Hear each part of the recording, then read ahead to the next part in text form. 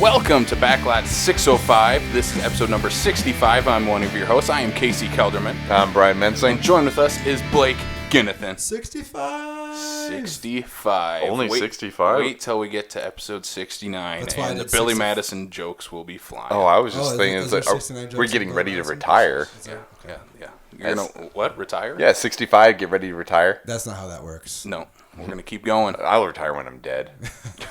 Yeah, so this is the Backlot 605 podcast, bringing it to you, recorded this time. Last week we were live. How did you guys were both part of this live show that we did at Last Stop Studios. Let's briefly start there. Overall thoughts on our top 20 movies of the decade list that we comprised. It was fun watching you squirm. I was squirming. The list is good. I had more fun recording the show. It's quite the eclectic list. It is very eclectic. It's very as you're staring at it right now. It's very representative of our group of people, which is what I like the most. And I'm glad that happened because it shouldn't be like one person's list. It should be all of us combined, and that's what it is. It's a good list. And the fact we have 2 documentaries on there, no Marvel movies. Spoilers. I'm surprised there's no Marvel on there. Yeah, I feel like one should be there, but yeah, one should be there at number 2, I think. Anyway, go listen to the podcast if you have not. This yet. guy, you're just mad because you had to go through 3 options just to get your number 3. If you want to know what the number 3 was, go listen to our podcast and why Blake and Andy, the fat dude, got rid of 2 of them. Because they spite you. Yeah, that's what it is. And I just now thought of a cool comeback for that DeVito. I'm going over here. I was like, oh, I should have said this, but you didn't. C'est la vie. It only took you a little over a week. It took me a week to figure it out. Figure out the joke. Yeah, that's all right. This week, though, we are bringing you the first annual Schmuckies. We've been talking about this for a little while. It's something we've been wanting to do because the Oscars are this coming weekend, and we figure people say it a lot. The Oscars don't always get it right. That's why we're here. We're here to get it right. I hope so. And you say that and everybody look at ours going, they didn't even get it right. No, what we're going to do is basically we are bringing you the 6 main categories, the 4 acting categories, director and picture. We're going to give you our top 5 choices, so our personal nominees. Then we'll come up with a group collective 5 nominees, and then we will also pick a winner. Jeez, that's a lot of work. I'm not prepared for this. Yeah, none of us are. It's okay. Okay. It's flying by the seat of our pants, as we usually do here, which is okay. It's because he forgot to kind of tell us how the rules work before. Well, no, he did send a video of how the other group did it. I didn't watch the video. Yeah. If you watch the Screen Junkies do a very similar thing, we're doing our version of that. All right, cool. This is the Schmuckies. We have no awards because none of them are going to watch the show anyway, but that's all right. It's for our enjoyment anyway. We'll just tag everybody in it, and hopefully one of them sees it. Hopefully. All right, so let's move on to the box office. Since we missed last week, we got a little catching up to do. Number 1 this week is Bad Boys for Life, $17.6 million. Again? That's what it is. There's nothing new really that came out this week that was really a slam dunk. Bad Boys for Life, for real. For life. Yeah, this is what, week 4? Week 3. Week 3? Oh, Yep. okay. I thought it was out longer than that. Yep. Oh, yeah, 17th of January. Yep. Oh. Yeah, so Bad Boys sticking around. I'm less surprised then.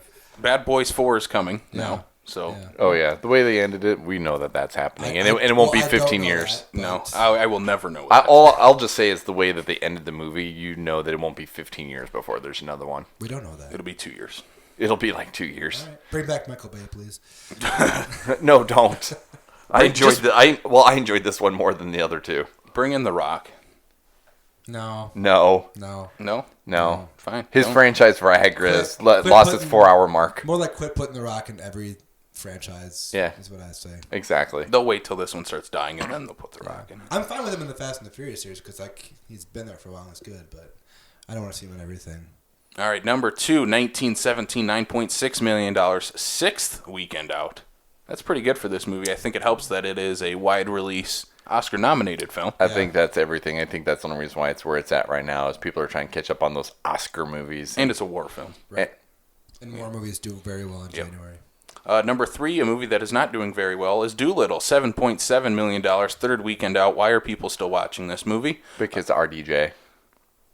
I guess. It's the only family movie in theaters, too. And a John Cena polar bear. Yeah. I don't think that would sell people. No, not at all.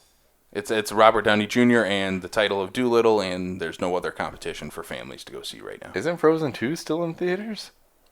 I bet barely. That came out in November. Did it really? Yeah. Number 4 is this opening weekend for Gretel and Hansel, $6 million. Not a great opening weekend for this movie. Should have probably at least made the top 1 or 2. $6 million probably was made for a lot less than that. But People are probably confused because they screwed up the title. it's the darker take on Gretel and Right. Hansel. I know, but it's always No one's confused on this. Yeah. It's the fact that I think it's, why are we going to go watch another Hansel and Gretel movie? I'm kind of excited to see Says it. the same people who went to go see Little Women for the umpteenth time. I'll admit I have never heard of Little Women until this year. Wow. I'm What? also 12 years old. Wow. Yeah. Well, I watched the. I was first probably one. not even born when the last one came out. I watched the first one when I was like 12 in school. So. I was gonna say, I'm pretty sure I've had to at least seen one of them. Yeah. What year did the 94. Yeah, so I was Oh, literally the one with Winona Ryder. Right. That's what I was just about to look up. Yeah, I was literally born when that one came out then. Number 5, should we go to this one here? I don't know what it is. What is number 5? The Gentleman, also $6 million, second weekend out. Why is this movie not making any money? Because it's probably R-rated and there really isn't like a big cast that's in it. It's got Hugh Grant, Matthew McConaughey, and Charlie Hunnam. Okay, one of those people is going to put butts in seats. The other two are not. Matthew McConaughey. Well, yeah. Yeah. No one's going to go out I to think- watch the next Hugh Grant movie? Yeah. I mean, if you put Brad Pitt in there with, like, you can't tell what he's saying, then it's gonna sell tickets. But That's just it. I don't know if Guy Ritchie was just trying to make his next version of Snatch or yeah, just whatever. like maybe, and he got the itch to go back to what he made him famous, and he kind of missed doing it. I mean, he hasn't done it since like Revolver or something. right. So. Do we have any idea how it's doing overseas? Over, in Europe and whatnot, just out of curiosity. I don't have those numbers. I can look them up. Yeah, because I mean, with it being Guy Ritchie too, it's also a possibility that we're not per se the target market. I think what happened was Guy Ritchie got a ton of money to do Aladdin, and then he said, "I am doing a fun movie next that I really, really want to do. That's something that means something to me." And he probably paid for it with a lot of his own money. It probably cost him, $4 or $5 million to make. Right. And then, he got to have fun doing it. Yeah. That's my guess. It's made $28 million overseas. It's third overall. It's definitely made overseas, money back yeah. then. Yeah. Yep. So, yeah. I'm looking at the worldwide box office for this year. Bad Boys for Life has made $290 million worldwide. Is that good? That's pretty good for that movie. Yeah, for Bad Boys, I'd say it's pretty decent. It probably didn't cost them that terribly much. I mean, besides paying Will Smith. Probably what about he wants. $75 million is my guess. $50 million. 50, yeah, that's what I'm guessing, yeah. Yeah, so that is the box office for the week. We'll see once some bigger movies come out if these numbers begin to change coming up here. But yeah, let's jump to the news because there is some strange news I want to talk about in here. Uh-oh. I didn't even have a chance to even really look over the news this week. I've been too busy. I want to start with this one because I found this one really it's all over social media right now, and it's mostly based off what the actor said about the movie. So this is from Paul Rubens, Pee Wee Herman himself. Mm-hmm. He wants the Safdie brothers to direct a dark Pee Wee Herman movie. I would be okay with that.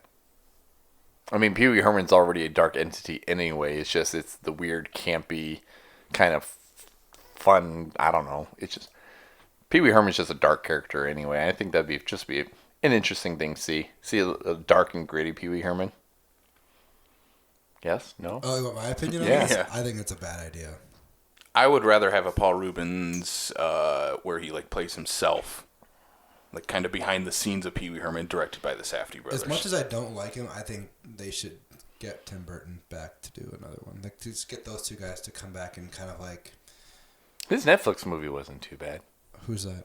The Pee Wee Herman There was a Netflix. Pee Wee Herman Oh, was Netflix there? movie. Yeah. Oh, when did that come out? A year or two ago. Oh wow! It basically it's his I'm really a film snob, aren't I? I guess so. Terribly. It's the story of him trying to get to Joe Manganiello's birthday party. Who? Joe Manganiello? Joe Pantoliano? Joe Manganiello. Okay. The guy who's married to Sofia Vergara. Oh. The guy Okay. from... He's supposed to be Deathstroke at some point. He's a Magic Mike? Yeah. You don't know Yes. what Deathstroke is. Brian, come on. I know who you're talking to here. Damn. No one stayed till the after credits of Justice League, Brian. I don't even know what Justice League is. I'm kidding. Okay, so they made a what? It's a film, yes. Basically the premise of the Pee Wee Herman film for Netflix is that I don't remember the premise or how he gets the whole invite or whatever, but it's the journey of him getting to Joe Manganiello's place. They basically remade the first movie then. I mean, it's little him bit. on an adventure. Yeah. He's getting lost. He's got to find his way there. Something like How that. did I miss this? I have no idea how I missed this movie. It's Pee-wee's Big Holiday. Big Holiday, right? Yeah. Yeah. 2016. 2016. Is Mr. Bean in it? I didn't watch this movie, I will be honest. No, I don't think Mr. Bean's in it at all. Interesting. Okay, so Aside. back to I don't think this is a good idea personally, but I do kind of dig the idea of I like that behind the scenes. the Safdie brothers are getting big enough to warrant this kind of attention. So I think Uncut Gems really shot them into the stratosphere, and they'll be but that short of theirs they'll be kind doing of shot it something back bigger down a now. they'll be little doing bit. something pretty big. Well, the only problem is if they get some producers who are like, no, you can't do that, and then we get like a tamer version of the Safdie brothers. Is like, no, I want my blood pressure very high the entire time. This leads me to wonder who owns the rights to Pee Wee Herman. Does Paul Rubens own the rights to the character? Because if so, then they can do whatever they want. Right. If that's the case, then I'm like, do it. Right. If not, I don't want to. Because, I mean, like, the Tim Burton movies, it's dark enough. It's the Tim Burton darkness. Here's why I would want to kind of see it is because kids' movies these days are not dark like they were in the 80s. And it'd be nice to see someone bring back a certain type of kids' movie where you're like, is this for kids? You know? Like, that would be cool to see. It is something we're missing. Like, kids' movies today are pretty family-friendly. Nothing dark happens. It's always pretty bright and shiny. Yeah, I mean, if it ends up happening, why not? I don't see it happening. Yeah. I think it's just Paul Rubin saying he watched Uncut Gems, saw what Sandler did, and says, I can do that too. Do you think he still goes... Is he still able to go to theaters or not? Yes. Do you think he saw it in theaters? Or okay. I don't know. I want to point this out because I didn't realize this was the thing. So Pee Wee Herman created by Paul Rubens and Phil Hartman. Crazy. I didn't realize Phil Hartman had We know he doesn't own... His estate might, though. That's true. Yeah, who has his estate anymore? I don't know. Yeah. Anyway, let's not go too dark now. Yeah, let's not get too dark here, man. Let's move to the next piece of news. This is also a casting piece of news. Taron Egerton is in talks to play Seymour in the Little Shop of Horrors remake. Oh, they want to go up musical again, don't they? They want to go like Musical. You have to. The old 1960 Roger Corman film is not great. You can definitely see why they updated it back in the 80s with Rick Moranis and Steve Martin. If Taron Egerton is the guy, like, this guy can sing, he can definitely act. He has the charm to play this character. Yeah, but is he going to be too cool to be like the Moranis? No, he can play dorky. He can definitely play dorky. Yeah. I don't care about this casting. I mean... We'll look at him in Eddie the Eagle. He's kind of... I haven't seen that. dorky. Yeah, that's a good movie. Really good movie. Okay. Yeah. The Hugh Jackman movie? Yeah. Okay. Yeah. What do you think? What do we think of this? I mean, I would be okay. I can't think of anyone else to play. I don't find anything that he's ever been in or like talked about being a part of where I was like, that is just a poor decision. Have you seen Rocket Man? No, but I still want to. It's really good. Mm-hmm. Yeah. He's good. Yeah. It's on my I have it, still need to watch it list. I'm surprised he didn't get an Oscar nomination, honestly. He should It have. was probably between him and Antonio Banderas. It's the last two. They're like, we messed up last year by giving Raimi the award. Can't do it again. I've never this one's seen good. any of the incarnations of these movies, so I'm okay with this. As far as like I'm never gonna watch it. So He says that, and all of a sudden he's like, God, this trailer looks amazing. I need to watch this film. Blake, you're not as much into musicals, though, are you? yeah, musicals and animated movies I'm not really into. Yeah. So I And don't. superhero films. I don't think you would like Little Shop of Horrors. yeah, trust me, I have no intentions of ever watching it. So Yeah. and that's no offense to anyone who loves it. I do not like musicals. So Hence why he got rid of one of the number 3 picks. Let's move on To the next piece of news here. The Thing is getting a remake, reboot, whatever the heck they want to do at Universal and Blumhouse. Because Universal doesn't know what to do if it's not a Fast and Furious movie. They just seem to throw shit at the wall and hope that it sticks. You could argue they still don't know what they're doing with the Fast and the Furious. Oh no, they know what they know what they're doing. They just know they don't care what they're doing. Right. I'm all for this. We were talking about just before we started recording. I think what they did is they found like some lost chapters of the original book or something. Right. And so they're gonna add a bunch of that together to make like this ultimate version of it. But I'm all for this. I'm really excited to see what they do. You also like horror though. Too. I do, but I'm also very much against remakes and sequels that are unnecessary or like years. Gone. It doesn't add anything to it. Right. So like, I should be against this, but for some reason, I'm really stoked because I like the one that came out 10 years ago. I think that was a not a strong movie, but it was a nice tie-in to the original. I was gonna say kind of respectful to the original. Yes and no. Because from what I understand, because up until he made mention of it, I completely forgot it. As soon as he said they did it a few years back, I was like, oh yeah, Mary Elizabeth Winstead's in it. Yeah. Other than that, I completely even forgot it even existed.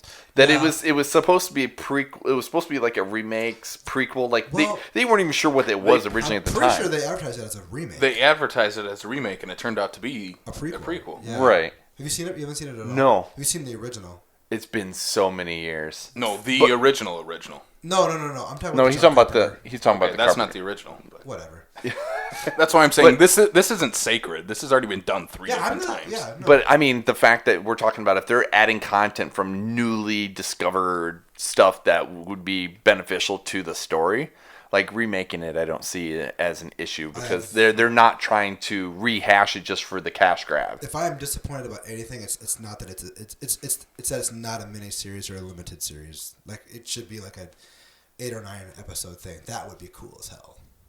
Yeah, but where would they put it that they'd be able to... Well, HBO would take it. HBO. Well, that's just it. I was going to say, go to a place where you know that you don't have to worry about necessarily the limitations of like the R rating kind of thing. Like, you wouldn't do like a... Pick any of those subscription channels. Yeah, I was going to say, any new streaming Any service would take it. Yeah. Well, even like an AMC or an FX would probably be able to pull it off. Oh, yeah.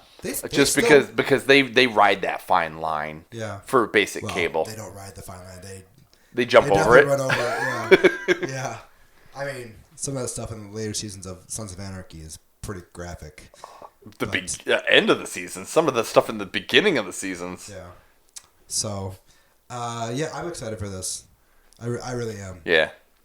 Yeah, I think if they mess it up, they mess it up. Whatever, we still have the original. We still have the other one. Like it doesn't change anything. Right. Anything. Right. Exactly.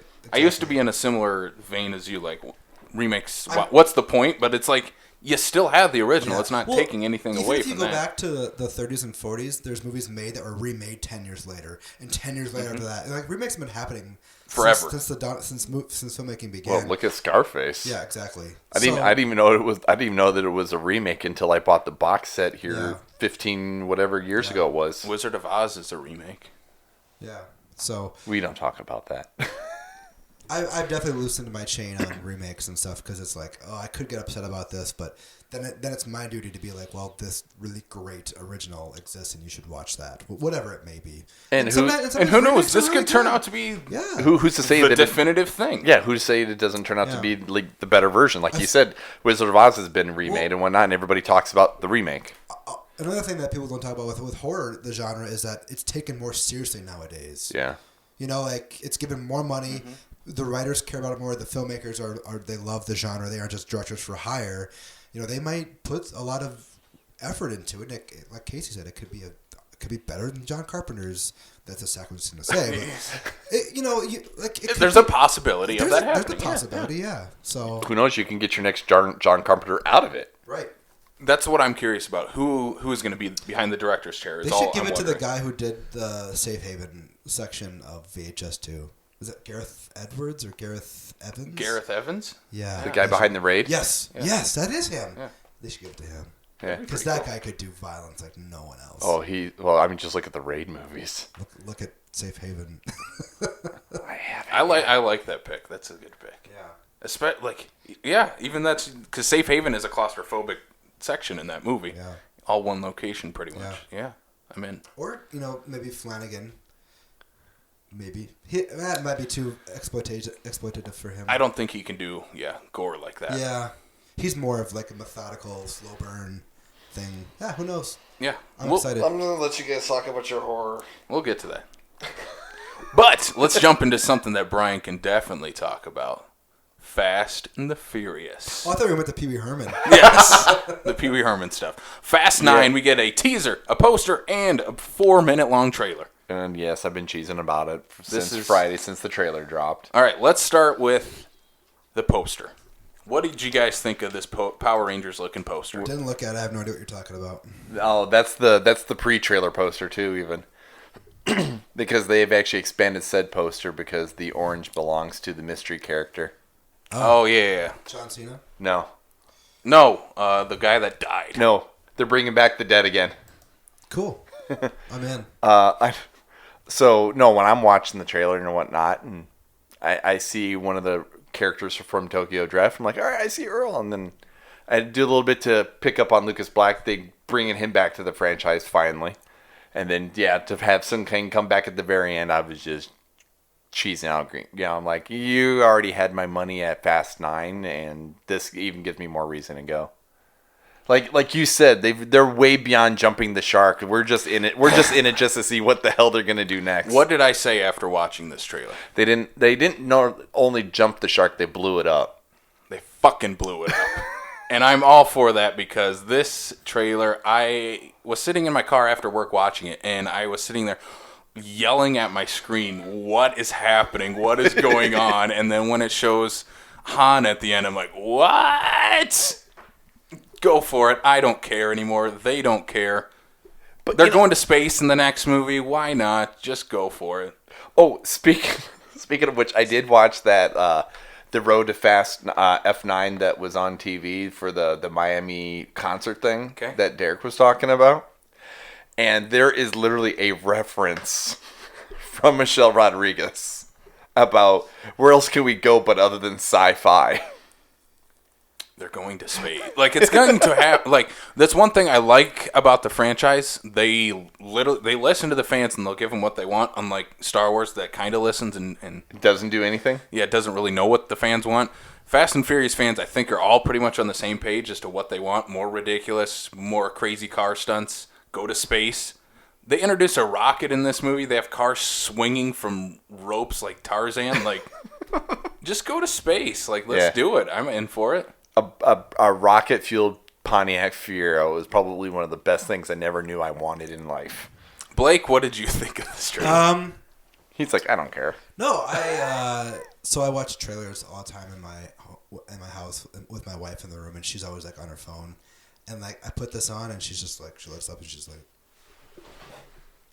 watching the screen, and my wife is so in love with Tyrese. So whenever he cracks a joke, she loses her mind. So she's like, "Oh yeah, we're going to that."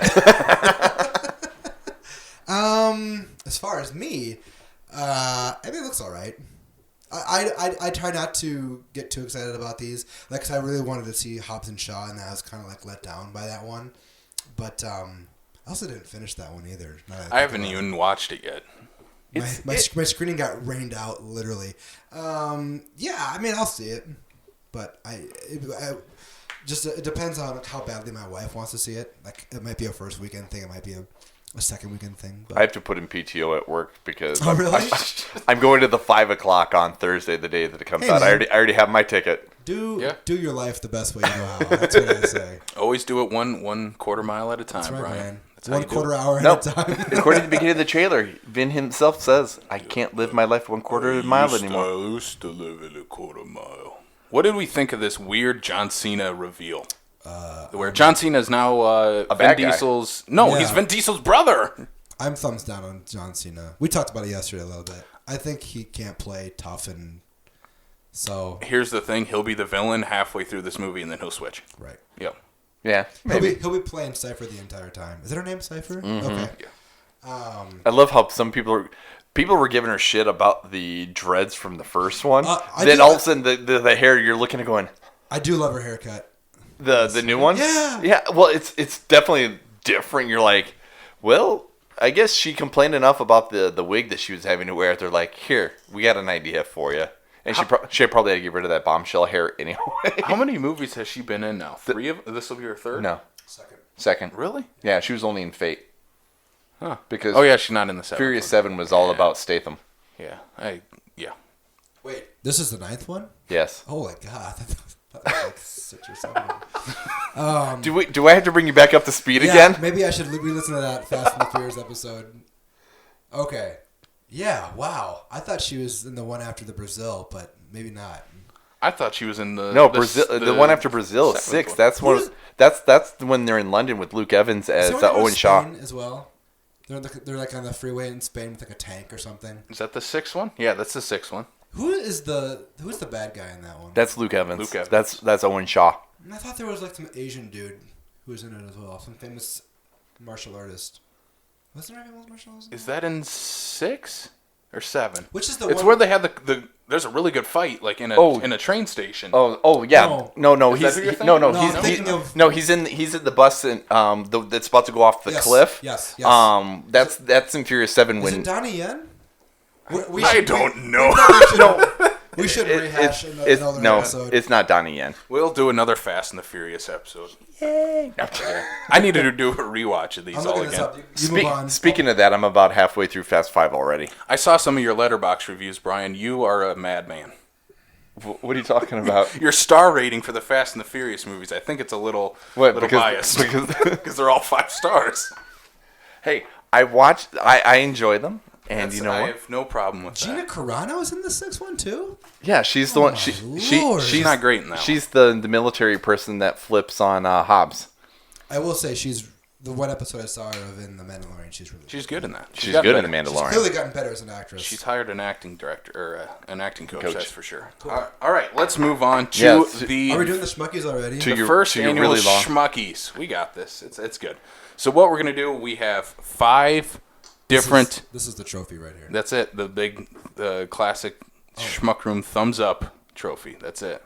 There it is. Cool. So basically, what we have here, we have my top 5 picks, Brian's 5 picks, Blake's 5 picks. We also have our writer Andy Erickson's 5 picks, and Andy the Fat Dude's 5 picks for the 6 main categories. Do we need Andy's? We don't need it.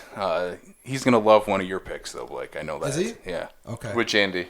Andy the Fat Dude. Yeah. We'll get to it. I want to start a feud with Andy, but I know he would trash talk me way better than I could with him. So. You tried for that very first video. You're like, I can see. I'd be Mean Gene. He would be like Hogan. Yeah, I'm sorry, Casey. Go ahead. All right. So what we're gonna do? We're going through the 6 main categories, 4 acting categories, director and picture. Basically, what we're gonna do, we're gonna come up with our own top 5 backlot 605 list, and then we will also pick a winner for each of those categories. Let's jump into it. Let's hear Andy the Fat Dude's picks for supporting actress: J-Lo, Jennifer Lawrence for Hustlers. Jennifer Lopez. Jennifer Lopez. Yeah. I was like, sorry. I wasn't sure she was in Hustlers. I haven't finished it. Sorry. I'm going to mess up quite a few of these names. Zhao Shuzhen? Shuzhen Zhao. Zhao? Yeah. Okay. Parasite. The Farewell. Laura Dern for Marriage Story. I'm going to mess this one up. Park So-Dam, Parasites, and Beanie Feldstein for Booksmart. Damn. Andy Erickson also had Laura Dern. Zhao. He also had Florence Pugh from Little Women, Julia Fox, Uncut Gems, and Scarlett Johansson from Jojo Rabbit. I also had Julia Fox before I took her off for someone we'll talk about. She might be a lock for one of our noms. Blake, do you want to read your own? Yeah, supporting actress. I had Rebecca Ferguson from Dr. Sleep. I was tempted to put her in lead, but she's a supporting. Yeah. Shuzhen Zhao for The Farewell. I had Zoe Deutsch from Zombieland, Double Tap. Crazy pick. I had Margot. Why did I not think of that? I had Margot Robbie from Once Upon a Time in Hollywood, and then I had Jennifer Lopez from Hustlers. Brian, what do you got on yours? I got disappointment in myself. I know I kept looking at Double Tap. I'm like, no, I completely forgot about her. There's a couple of yours I think you could swap out. Yeah, too bad. For supporting actress, Do it. Vanessa Kirby for Hobbs and Shaw.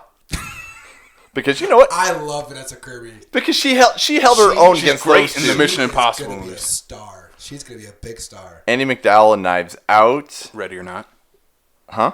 Is she in Knives Yeah, Out? nope, you're right. I Okay. did screw that up. Thank Okay. you. Yeah. I was typing really fast. Yeah. Anyway, And they're spelled pretty similarly. So. Yeah. Anya Taylor-Joy for Glass, Julia Fox for Uncut Gems, and wow, that really screwed that up. Zazie Beetz. Yeah, that was my autocorrect for Joker. Zazie Beetz. Is that her name? Zazie? Yeah. Oh. All right, I have Laura Dern, Marriage Story, Julia Fox, Uncut Gems, Rebecca Ferguson, Dr. Sleep, Divine Joy Rudolph from Dolomite is my name, and here is my wild card. Mothra from Godzilla, King of the Monsters. This is not the Razzies. Please take that out. That is my That does not qualify. That doesn't qualify. Mothra is the best part of Godzilla, King That of the does not Monsters. qualify. It is a female Well, it's monster. a good thing it's not going to move on. It won't move on. I just needed a 5. So let's go to our picks then. What do we got here? Julia Fox, Yeah, for sure. I guess she's definitely there. What else do you think will be here? Zhao Zhao Zen. Shun Zen Zhao was what 3 people picked her? Yep. Um, For Farewell. Yeah, and 2 people had Rebecca Ferguson for Dr. Sleep. Boy, did Laura Dern. Laura Dern and Jennifer Lopez.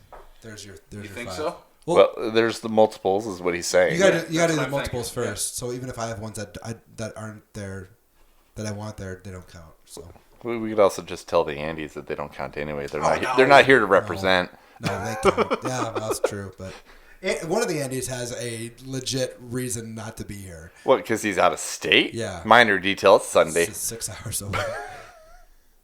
We do want Andy on on a show at some point, though. Oh, absolutely. I know. I invited him on, but he's like 4 hours away. Yeah.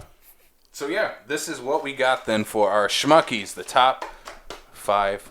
This is the nominees right here. So let me get this straight. Once all the categories are picked, the 3 of us are gonna like. Pick a winner. Well, I guess Oh. we're making the definitive answer. Oh man. Do you want to pick a winner now or at the end? No, At the end? no, at the end. Okay. Yeah. Should I save on the nominees or just go through the nominees? No, we'll save it. Okay. All right. Yeah. I got the nominees then. Even Those are though I set. just told you what to put down. That's all right. If they're paying attention, they know what it is. Supporting actor Andy the Fat Dude has selected Brad Pitt, Once Upon a Time in Hollywood, Shia LaBeouf, Honey Boy, Shia LaBeouf, Peanut Butter Falcon, Joe Pesci, The Irishman, and Song Kang-ho, Parasite. Andy Erickson, Brad Pitt, Once Upon a Time in Hollywood, Sterling K. Brown, Waves, Tom Hanks from...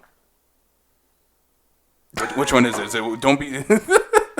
Don't be a menace to South. Yeah, no. Which? Yes, that Tom Hanks movie, the classic.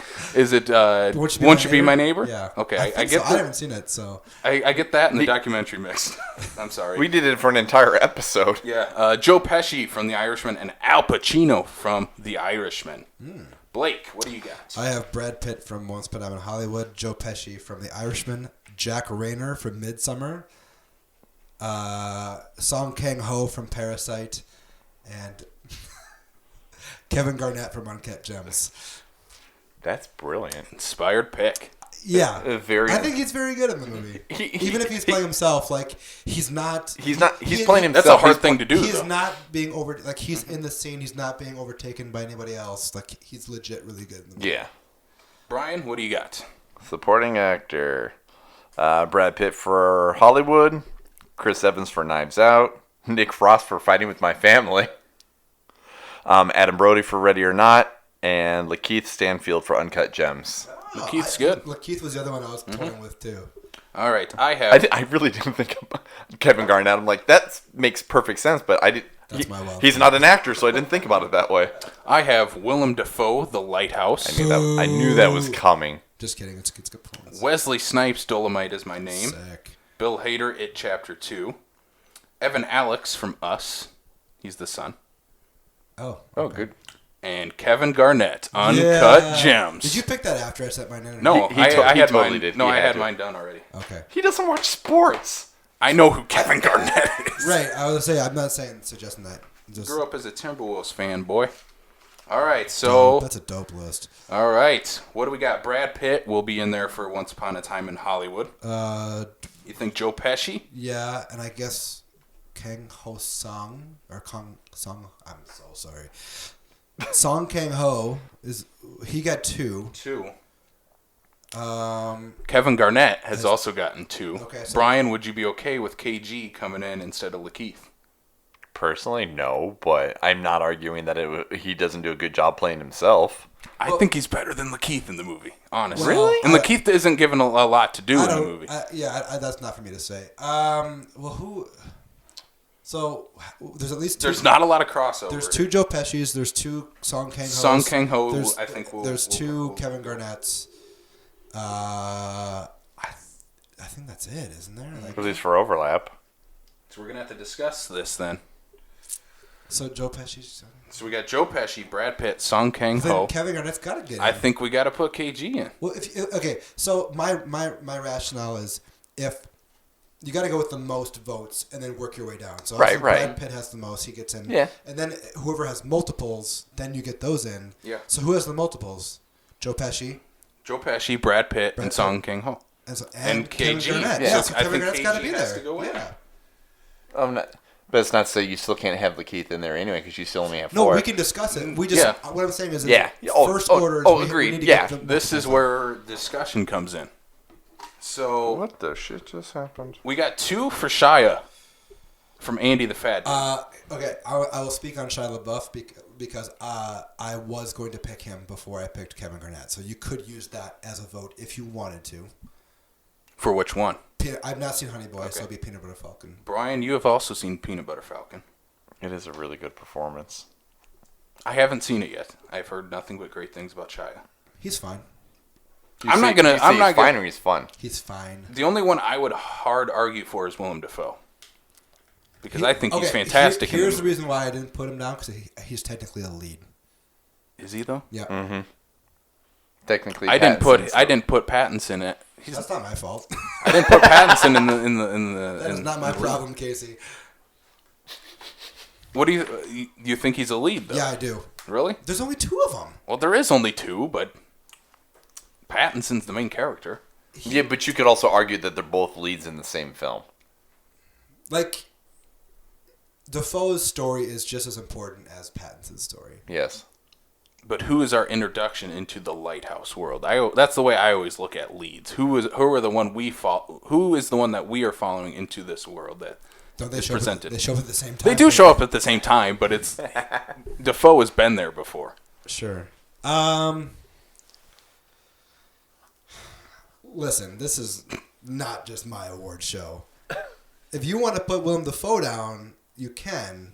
I mean, He's the one with the pen. for me, it makes more sense that Peanut Butter Falcon or Lakeith gets in. But my picks got in. I don't really. If you want Willem Dafoe there, then Brian, I'll let you decide. Yeah. Shia or Willem Dafoe? Shia. All right, I'm fine with that then. He ain't winning anyway. Sorry, Shia. neither would Dafoe either.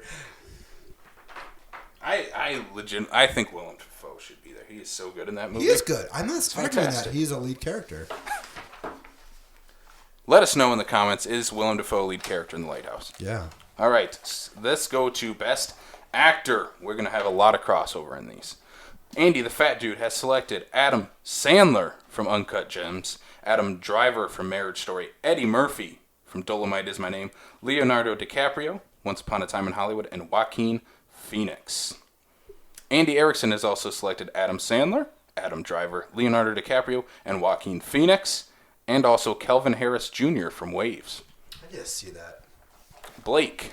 I have Adam Sandler, Adam Driver, Leonardo DiCaprio, Robert Pattinson from The Lighthouse, and Brad Pitt from Ad Astra. There's the one Andy is not going to like. Yeah, I was going to say, there's the one you're like, here, Andy. You know, I understand. I get his Logic. Yeah, but like, I don't think you can deny how great Brad Pitt is in that movie. Man, maybe I should have bought it. Brian, what do you got for yours? I have DiCaprio for Hollywood. I have Adam Sandler for Uncut Gems. I have Joaquin Phoenix for Joker. I have Robert Downey Jr. for Endgame. And I have Keanu Reeves for John Wick 3. Okay. Wait, who for John Wick 3? Keanu Reeves. You know, John Wick. Oh yeah. I was like, is he supporting? Like, we had moved on clearly, and I have not. Okay. All right, I have Adam. As you literally gave your Pattinson as... Dude, I don't know, man. You know the dad brain. Come on, man. Uh-huh. That's crazy. All right, I have Adam Sandler, Uncut Gems, Adam Driver, Marriage Story, Joaquin Phoenix, Joker, Eddie Murphy, Dolomite Is My Name, and Ewan McGregor, Dr. Sleep. Okay, so If we're going Driver, Sandler, Joaquin Phoenix, move on. Leo, Leo. and if we're going by most, Eddie is moving on. Okay. Yeah. That's a solid No, that's the five. way it's got to Have be. you guys seen Dolomite? No. Okay. Eddie's great in the movie. No, I believe you. Yeah. Yeah. All right. That's one of those ones where it's on the infinite list of I really need to sit down and watch that. We have all 5 of Andy the Fat Dudes moving on. Good selections, Andy. What now? All of Andy's 5 picks for actor moved on. Wow. Yeah. Wow. Best Actress, Andy the Fat Dude has selected Lupita Nyong'o, Us, Aquafina, The Farewell, Scarlett Johansson, Marriage Story, Florence Pugh, Midsummer, and Elizabeth Moss, Her Smell. Andy Erickson also has selected Scarlett Johansson, Aquafina, and Lupita Nyong'o. Also, Saoirse Ronan for Little Women and Renee Zellweger for Judy. Cool. Blake. I have Scarlett Johansson for Marriage Story. Octavia Spencer for Ma. Inspired choice. Yes. Florence Pugh for Midsummer. Caitlin Dever for Booksmart. And Jessie Buckley for Wild Rose. Which will not be moving on. I had to go through a lot of... I haven't seen this movie, so I can't put that on the list kind 3 of of thing. my picks are not moving on, I can already tell. You might be surprised. Maybe. So I have Lupita Nyong'o for Us, Florence Pugh for Midsummer, Anna Damaris for Knives Out, Samara Weaving for Ready or Not, and Rosa Salazar for Alita Battle Angel. Interesting. I listened to some of these and I'm like, I didn't get a chance to see that one, so I can't quantify a performance I can't say I've seen. Well, yeah, and these are our picks, too. This is true. Yeah. All right, I have Scarlett Johansson, Marriage Story, Lupita Nyong'o, Us, Samara Weaving, Ready or Not, Aisling Francisco, Kazunte?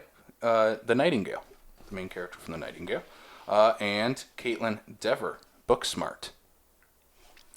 So I didn't like Booksmart, but I think she is fantastic in the film. Scarlett Johansson is obviously moving on. Lupita Nyong'o is also moving on. Florence Pugh had like 4, right? She had 1, 2, 3. and 3. Florence Pugh. Will be Yeah. moving on. This is where we got some tiebreakers to break.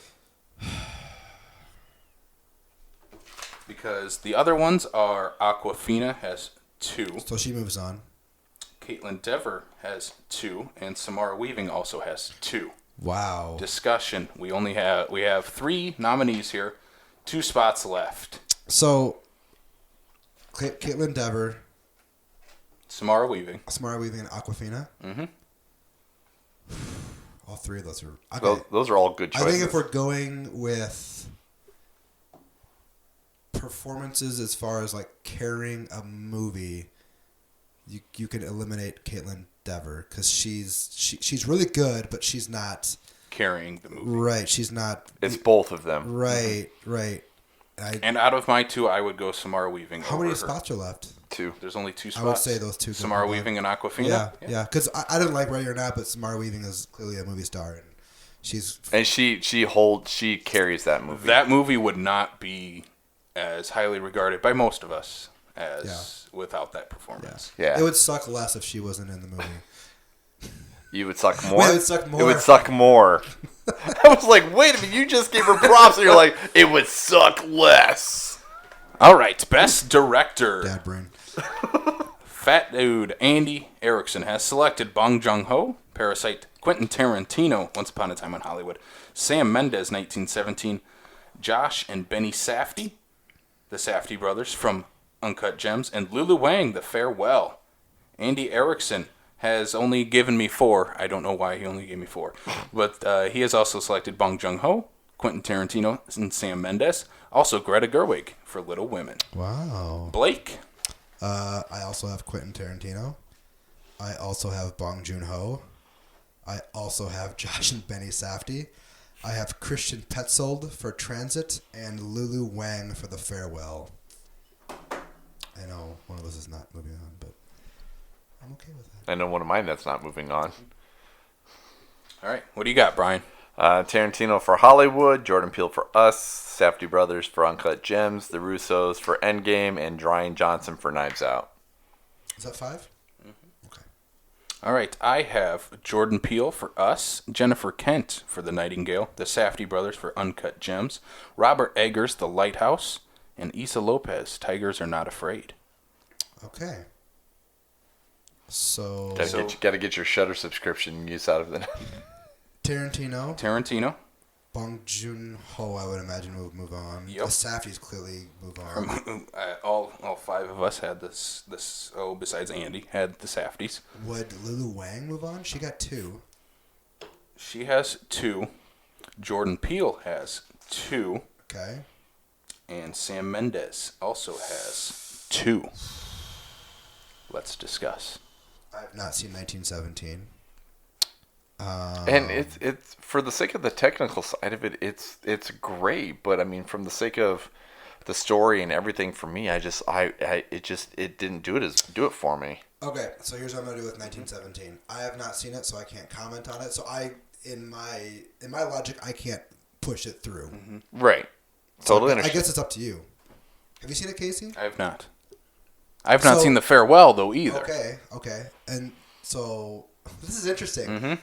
Have you seen The Farewell? No. Okay, so I've seen The Farewell. We've all seen Us, and you two pushed Us through, right? You guys both have it written down. Yep. I don't think that should go through, but... And I'm the one over here who has seen 1917, and I'm like, I couldn't do it. In there. Yeah, okay, so Sam Mendes, in my opinion, should not go through. Unless you want Brian to. is the deciding factor then, yeah. but Like I said, I mean, for the sake of, everything Brian. we have. What? Mendes, yes or no? No. Okay. all right, there it is. So Jordan Peele, Lulu Wang? Yep. Let's do it. All right. So let's move on to Best Picture. This is the big one here. Andy, the fat dude, has selected Parasite, Marriage Story, Peanut Butter Falcon, Hustlers, and Uncut Gems. Andy Erickson has selected Little Women, Marriage Story, Ford vs. Ferrari, Uncut Gems, and Once Upon a Time in Hollywood. I need to see Ford versus Ferrari. And so do I. That's cool. Blake? Oh, I have Parasite. I have Once Upon a Time in Hollywood. I have Uncut Gems. I have Transit. And I have Hustlers. Maybe I just wasn't in the mood that day. I need to start that movie over. I got about halfway through and I was just like, I need to do something else for Hustlers. Best Picture, I have Uncut Gems, Endgame, Joker, Hollywood, and Knives Out. All right, I have The Lighthouse, Marriage Story, Uncut Gems, Joker, and Us. So, Uncut Gems, we'll move on. Hollywood. Hollywood, we'll move on. And Marriage Story, we'll move on. So, Hustlers has 2 votes. What else? Joker also has 2 votes. That can move on. And I believe that is it. So I think that will be our 5 then. Is that it? Yeah. I got to catch up. You guys discuss. What are we discussing? Anything. Yeah, I think that's it. That the superhero movies are getting shut out of the Schmuckies this year. You talking about Joker's in there. Yeah, Joker's up there, man. Joker, Yeah. Come a on. quote unquote comic book movie. It It's is. a comic book movie. Yeah. Show me the DC logo at the beginning of the movie. Oh, that's right, it doesn't exist. I'm pretty sure mine had a DC logo in Nope. front of it. The only logo at the very beginning of it is the old school '60s Warner Brothers logo. I swear I saw DC Comics Presents somewhere in front of that. There is a DC logo at the end, Brian. So. Oh, well, there you go. I knew I saw it somewhere. All right, so let's jump into what we have here. These are the official nominations for the 2020 Schmuckies. It's a very serious matter. Yeah, which is why I'm dressed up. We all are. Yeah, right. As I wear my Avengers shirt. All right, Brian was pushing for Endgame hard today. Got none of it.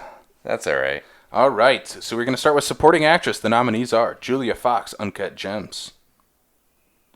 Sujin Zhao, The Farewell. I'm messing up. What about that pause was for? Laura Dern, Marriage Story. Laura Dern. Jennifer Lopez, Hustlers, and Rebecca Ferguson, Dr. Sleep. Hell yeah. All right, we got to pick a winner here. And the winner goes to... This is going to be difficult. Are we just voting? Yeah, we're voting. Us three will vote off Okay. what is here. My vote is Laura Dern. I need to see the things again. Julia Fox. Yep. Suzan Zhao. Yep. Laura Dern. J-Lo. Rebecca Ferguson.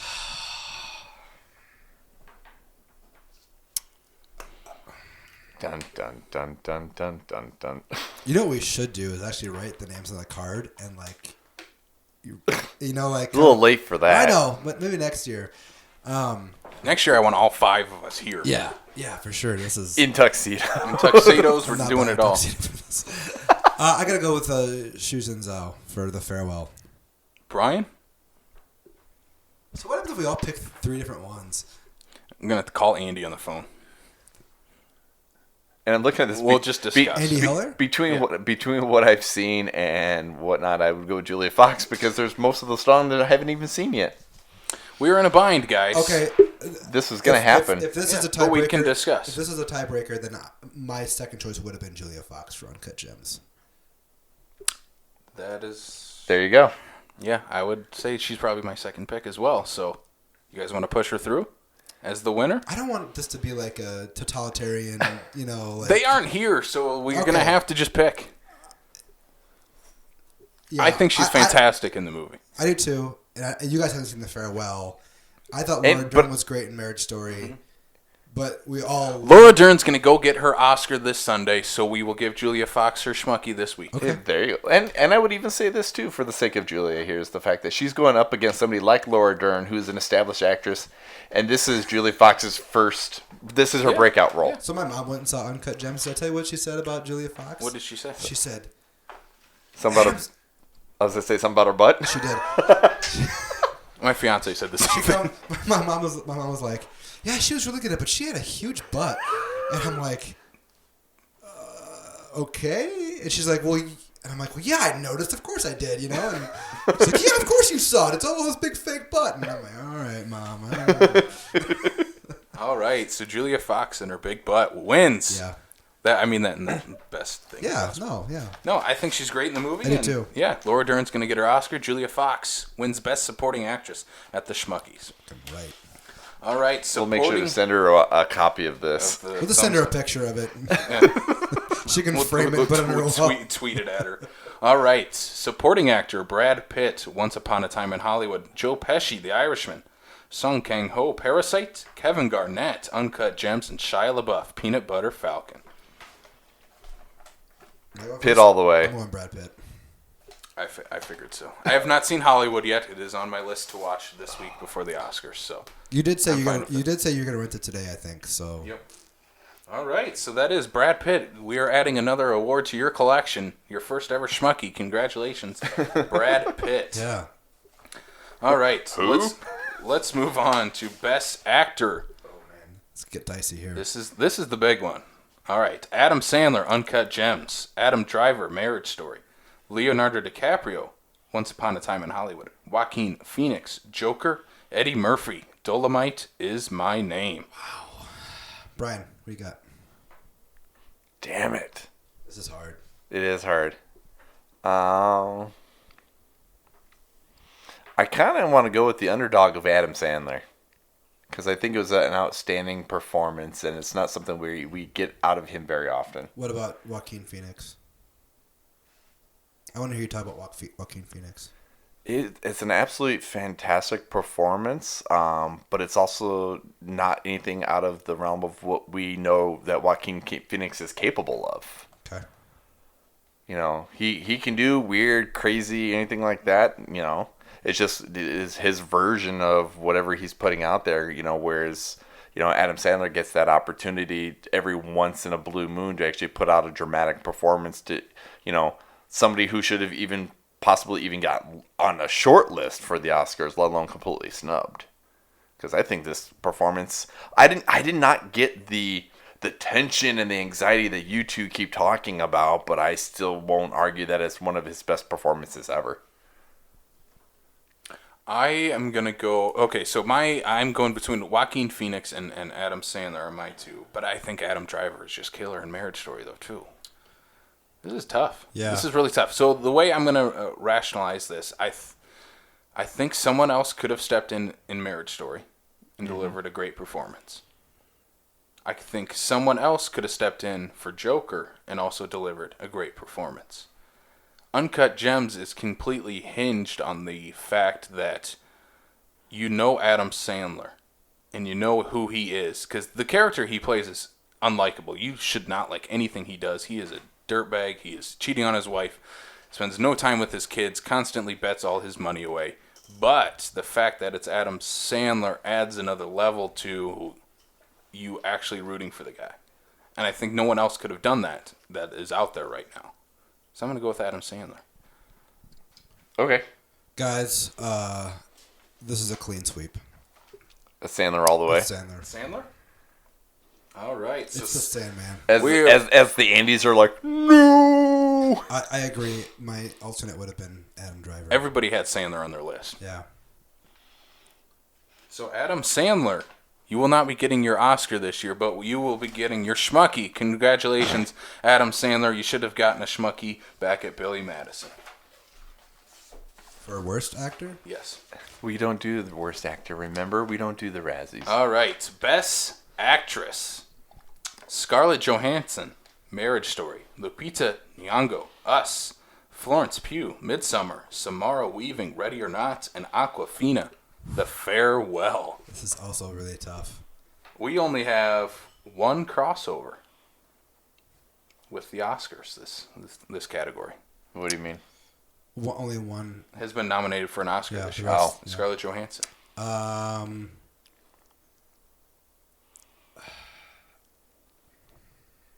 I have my pick. If go for I it. think I'm gonna go with Scarlett Johansson. I think she's been like on autopilot for the past decade, and then a couple of movies. But like, I think she really goes for broke here, and I think she's Puts it all on the line. She's pretty fantastic, and there's this something I never expected her, and I love her in some of her earlier stuff, but like I never thought she was like a great actress, but it was completely wrong, and she's great in Marriage Story, so I'm going with her. Is there enough content in here to basically tell her fiance that he's on check? What? What? Well, I was going to say, about in regards to the breakup and everything like that of all this, because of everything that's in the movie, I'm like, I picture ScarJo going, okay, now, Colin, you need to watch this, because this is what we're not going to do. Oh, yeah, I don't know. Have you seen it? No. Oh, yeah. Oof. I've heard it's a very rough I wouldn't watch. If you have a significant other, I would not watch it with them. Yeah, that's what I've heard, too. Brian, what do you got? Let me see that list again. Oh. There's one that all four of us have. It is also my pick.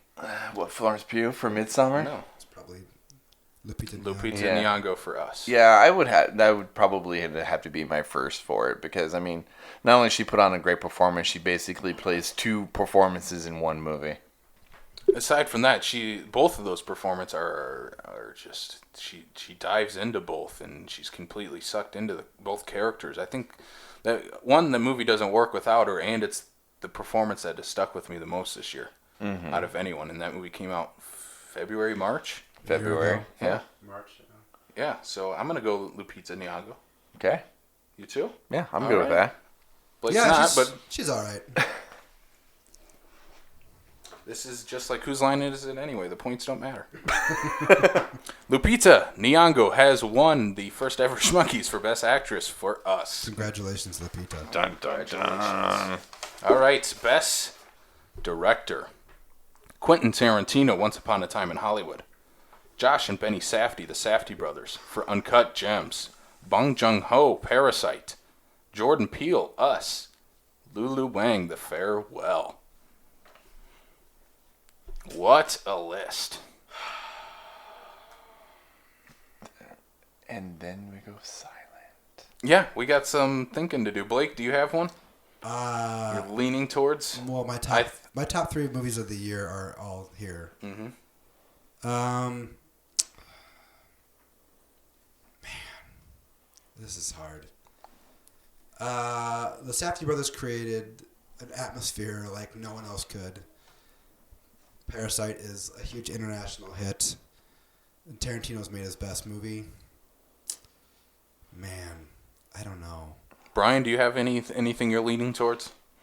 Well, I can't say anything to Parasite because I haven't seen that yet on my to-do list. I do agree. I think that Once Upon a Time is probably one of Tarantino's best that he's done. Considering its length, I'm surprised you were saying it's one of his best. Considering you're giving crap about once he started not editing his films down. No, it's. Yeah, I don't know. I kind of want to lean towards Hollywood. I think just between the story and everything like that, and the ensemble cast he was able to assemble and get such great performances out of, I have to go with Hollywood.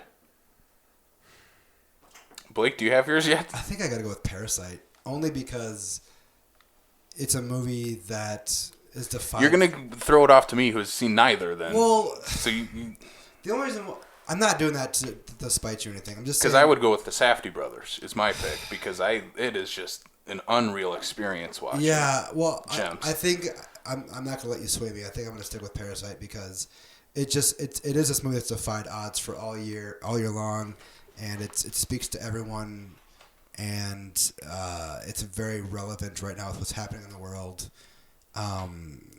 Yeah, I don't know. It just seems like this is Best Director, right? Best Director. Yeah, I'm going to go with Parasite. All right, so what the hell are we going to do? Discuss. Call Andy? Yeah. Andy! Although I have a feeling I know what he's going to go for, but... Well, I mean, if I was to have to modify... I would say Hollywood's my second. It's my number 2.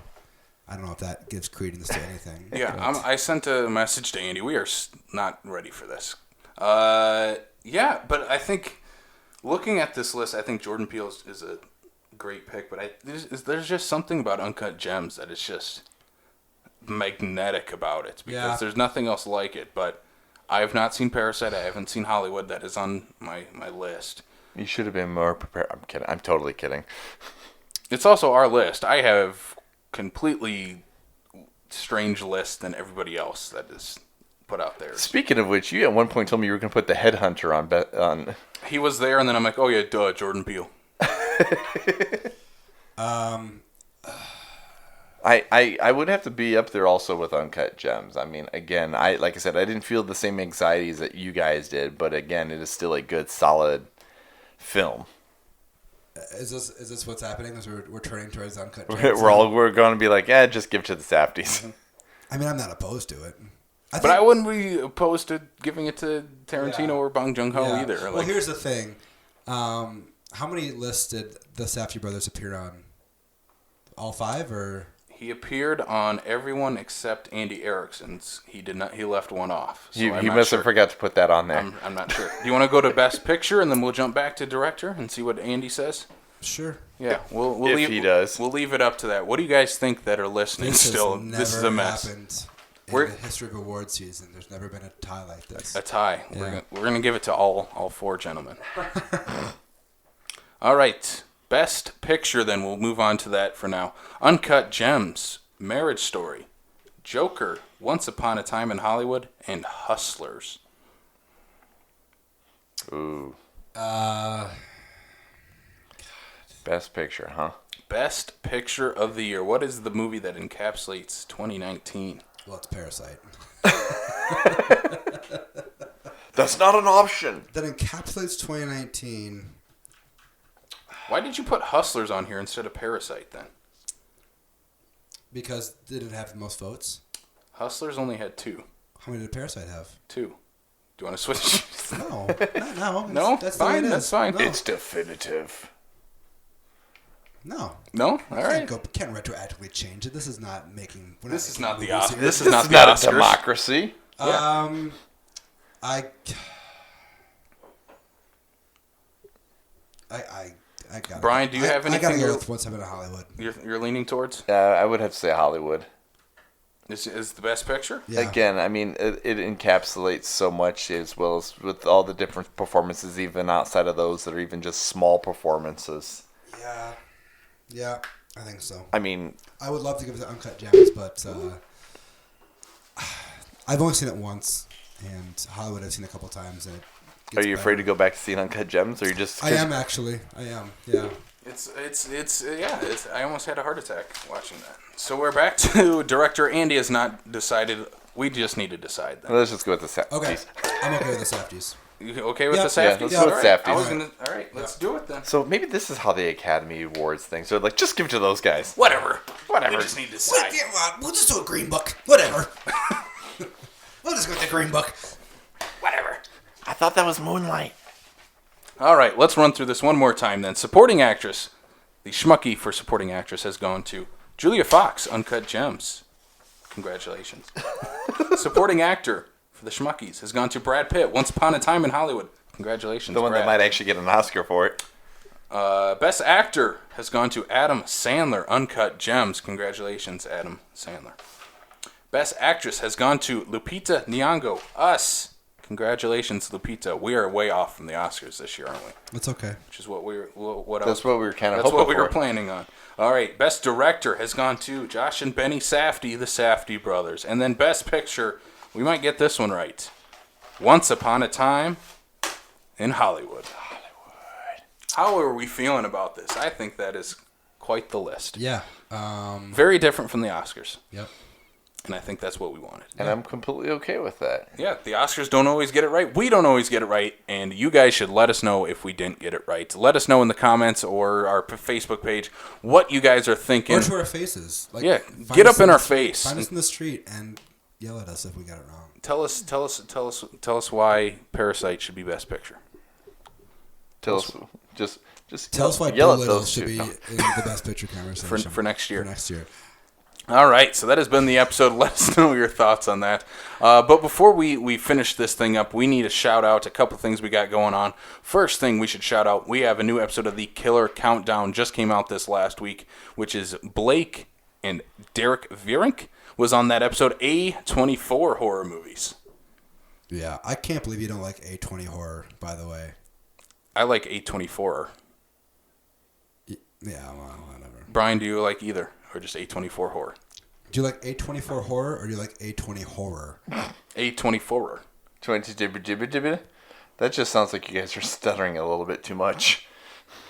That's what Derek said. too. A24 horror. Yeah, I guess that's what it is. That's what it is on the YouTube page. So go check that out right now. A24 horror movies, Killer Countdown style. We also need to bring up what we have coming up very, very soon. This is coming up February 18th at the West Mall 7, courtesy of Cinema Falls. We will be taking part in a very cool A very cute. a very cool Q&A. I was sneaking the Q in there. Yeah. A very cool Q&A involving Nick Simon in his 10th anniversary screening of one of his first features, Removal. This is very cool. We're happy to take part in this event. Brian and myself will be doing a pre-screening Q&A on the film, asking Nick Simon about his early film Removal, about his later projects, including Girl in the Photographs. He also wrote The Pyramid. He's also working on a little movie for Amblin Entertainment. So that's all those things will be discussed on the show. Or stuff that he can discuss anyway. Yeah, we'll ask him any questions we think of, and if you guys have any questions for us, let us know. Give us a shout on social media, and we'll throw them in the conversation. Heck yeah! You can check out our film friends Andy from Fat Dude Digs Flicks on Facebook, Twitter, and Instagram, and Corey Jacobson, Somewhat Random Movie Collection on Instagram. You can check out this podcast on Apple Podcasts, Spotify, Stitcher, Google Podcast, and YouTube. And also follow Backlot 605 on Facebook, Twitter, and Instagram. Also join the South Dakota Film Community Group page and join the conversation there. Let us know how we are wrong on that group page. Please. You're like, tell us how we're wrong. Last but not least, let's go quickly. Start with Blake, Brian, then myself. Where can people find you online? I'm on Instagram. Or as the kids call it, the gram. The gram. You're on the gram. Or Insta. Are you on the Insta? I think it's Insta. Yeah. Oh, well, I've heard the gram too. I think that's a drug, but anyway. Yeah, so I'm on there. At Midwest _ Cinephile. Yeah, I review everything I watch. You're on your Letterboxd too? Yeah, so if you're on Letterboxd, which is like a, what would you call it, like a diary type? Well, it's website. basically social media for movies. Yeah, so if you're on Letterboxd, you can follow me at The Real John G. I don't review. I mean, I do reviews of everything, but they're like really smarmy, sarcastic, one-line stuff. But if you want to hear more in-depth thought, or maybe more in-depth thought, you can find me at Midwest _ Cinephile on Instagram. I review everything I watch. Otherwise, I'm posting on the Sioux Falls Film or the the South Dakota Film Community Group on Facebook. I don't post as much as I used to, but I definitely still will respond to every post that I see fit. So, yeah. Brian? Well, Twitter, Instagram as LP Freak, and on Letterboxd as LP Freak. I'm pretty much everywhere as LP Freak. His license plate says LP Freak, so you can find him driving around Sioux Falls. Yep. With that as well. Yeah, pretty much. Yeah. You can find me on Instagram, Casey _ the horror guy. I very much like Blake. I review every horror movie that I watch. So yeah, my latest review was for Friday the 13th and The Innkeepers. So go check those out right now. And then you can find me on Letterboxd too, just Casey Kelderman. But until next week, we have a very cool episode we're going to do next week. It might go a lot better than this one because the Oscars will just pick the winners for us already. We will be discussing the Oscar winners from this year and the ceremony itself. So when are we... Oh, okay. Cool. Yeah. Yeah. All right. Let's do it. Cool. Yeah. Yeah. Blake's like, yes! The Oscar winners. The Oscar winners. Okay. Yeah. Yeah. That's next weekend, isn't it? That is next week. Yep. Damn, that came by really quickly. It did. I had to take time off for that. Did you really? Yeah.